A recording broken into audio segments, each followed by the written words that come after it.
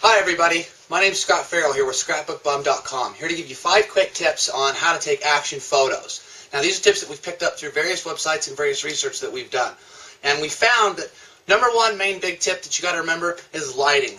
No matter what the subject is that you're trying to shoot or where you're trying to take the pictures, lighting is always a key factor. And so what you want to do is try and control that as best as possible. Now sometimes you can't always control the lighting. So what you want to do is you want to utilize your flash if you can. You also want to make sure that if you can, you want to move, if you're shooting something outdoors for example, you want to try and move to where the light is hitting it correctly, and that will help you to get better shots. Now number 2 is equipment. Now one of the biggest things is when you're taking photos of action situations, whether it's a bird flying by or one of your children at a soccer game, what you want to do there is try and keep the camera as still as possible. That's going to be key to doing this. Also make sure that your camera is on the correct settings for action pictures.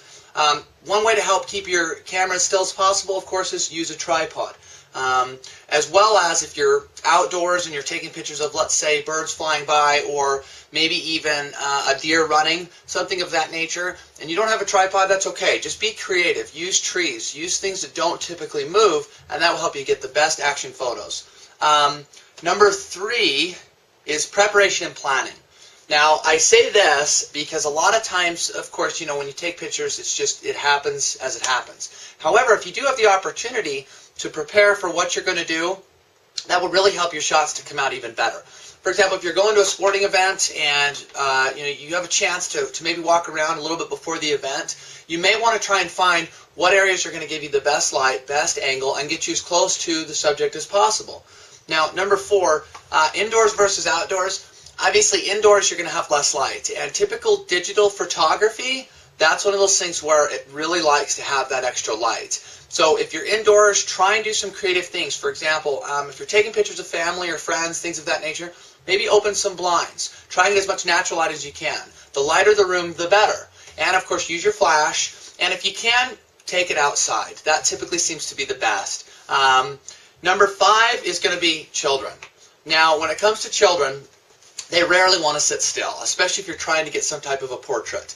And so what you'll want to do there is a lot of cameras these days will have an actual setting just for kids.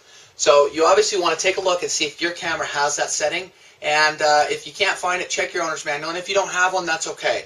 Once again, lighting is going to play a big key in this. So, try and put them in as much of a light-filled room or go outside. The last final thing that you'll want to do is try and get as close to the child as possible. That's going to really help with getting your shot. Well, there you go. There's 5 great tips for taking action photos, courtesy of ScrapbookBum.com. And we've got several other tips on action photos, as well as a lot of other tips on taking pictures and things like that on our blogs.